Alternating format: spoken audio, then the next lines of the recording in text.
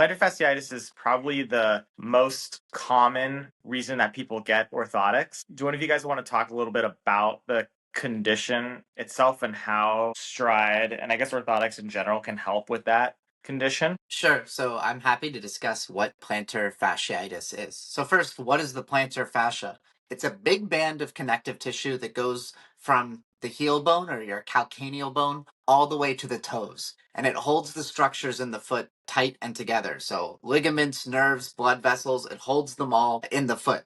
Plantar fasciitis happens for a variety of reasons, but it's often due to torquing of this plantar fascia in the foot from whatever kind of ligament or a plantar fascia laxity, looseness that's happening, and also the pulling of the plantar fascia in the heel bone. Dominic, I think you could explain, based on what is going wrong, how the orthotic can correct for that condition. Yeah, usually we have a natural way of the foot's torsion. So that means when you have your heel strike, you pronate a little bit. That's absolutely normal. That has a cushioning effect. And then the foot should stabilize towards the outside and the push off over the big toe. And in this, there's a bit of torsion in the foot, but it very often is linked to overpronation, the heel spur or flat feet even. If the foot is pronating too much, this torsion gets too high, and that's not good for this part where the plantar fascia starts.